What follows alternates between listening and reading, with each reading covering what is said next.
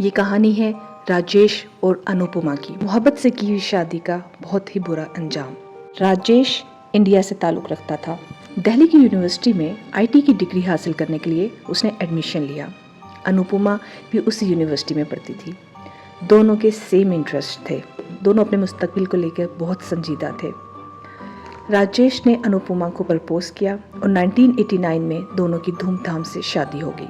शादी के फ़ौरन बाद राजेश को अमेरिका में बहुत अच्छी नौकरी मिल गई। वो अनुपमा को लेकर अमेरिका शिफ्ट हो गया।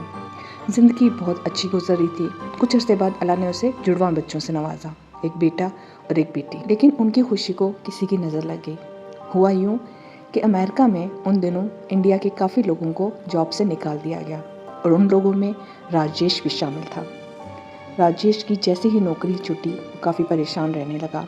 उसने अमेरिका में काफ़ी जगहों पर नौकरी ढूंढने की बहुत कोशिश की, लेकिन उसे नौकरी ना मिल सकी। राजेश की सेविंग भी आहिस्ता आहिस्ता ख़त्म हो गई और राजेश को बिलाखिर वापस इंडिया आना पड़ा। राजेश ने इंडिया में भी आकर जॉब ढूंढना शुरू कर दी। कुछ अर्सा बाद उसे कोलकाता में एक सॉफ्टवेयर इंजीनियर की जॉब मिल गई। उस जॉब की तनख्वाह इतनी ज़्यादा नहीं थी कि वो अपनी पूरी फैमिली को लेकर कोलकाता शिफ्ट हो जाता। इसलिए उसने फ़ैसला किया कि वो अकेला ही कोलकाता में जाएगा। कोलकाता में जाकर वो इतना बिजी हो गया कि वो अपनी फैमिली को टाइम नहीं दे पाता था, जिसकी वजह से उसकी और अनुपमा की आपस में लड़ाइयाँ शुरू हो गई और फिर उन्होंने अलग होने का फ़ैसला कर लिया। जब केस फैमिली कोर्ट में गया तो फैमिली कोर्ट ने ये फैसला किया कि राजेश अनुपमा को हर महीने का 20,000 रुपया देगा।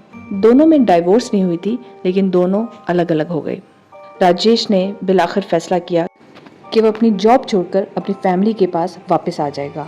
राजेश का फैमिली के पास आते ही अनुपमा का अपनी फैमिली से ताल्लुक़ ख़त्म हो गया।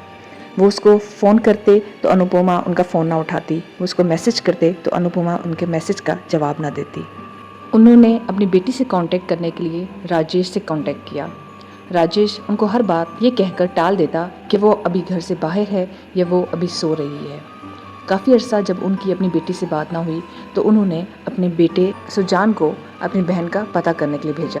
सुजान जब राजेश के पास पहुंचा और उसने अपनी बहन का पूछा तो राजेश ने उसको बताया कि 2 महीने पहले उनकी बहुत ज़बरदस्त लड़ाई हुई थी और अनुपमा घर छोड़कर चली गई थी और 2 महीने से वो घर वापस ना आई। ये सुनकर सुजान को बहुत गुस्सा आया कि इसने ना हमें बताया ना पुलिस में रिपोर्ट दर्ज कराई। वो वहाँ से सीधा पुलिस स्टेशन गया। उसे पहले ही राजेश पे शक था। उसने पुलिस स्टेशन पे रिपोर्ट दर्ज कराई और पुलिस को लेकर राजेश के घर पहुँच गया। पुलिस ने राजेश से इन्वेस्टिगेशन की। इन्वेस्टिगेशन के दौरान उन्हें राजेश पे शक हुआ, जिसकी वजह से उन्होंने राजेश के घर की तलाशी ली। घर की तलाशी के दौरान उन्हें एक कोने पर एक बहुत बड़ा डीप फ्रीजर नजर आया और डीप फ्रीजर पर ताला लगा हुआ था। ये देखकर उन्होंने राजेश से कहा कि इस ताले की चाबी लेके आओ। राजेश ने कहा कि इस ताले की चाबी तो अनुपमा के पास है।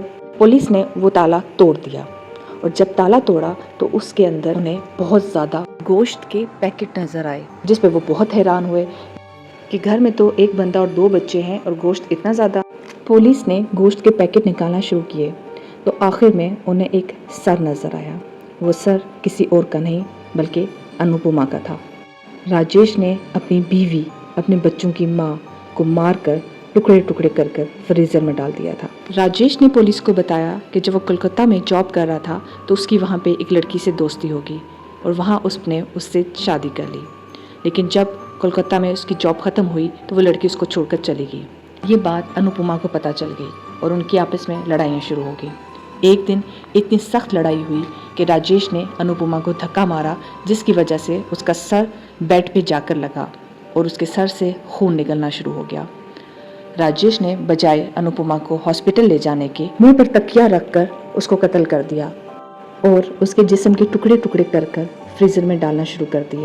जब भी उसको टाइम मिलता वो एक पैकेट निकालता और कहीं दूर फेंक आता। 2 महीने अपने बच्चों को यही कहता रहा कि तुम्हारी माँ नानी के घर गई है। राजेश को उम्र कैद की सज़ा मिली। इस पूरी कहानी में नुकसान किसका हुआ? उन 2 मासूम बच्चों का, जिनके माँ और बाप दोनों ही उनसे छिन गए। ऐसी और कहानियों के लिए हुमा बानो को सब्सक्राइब करना ना भूलिएगा। Thank you.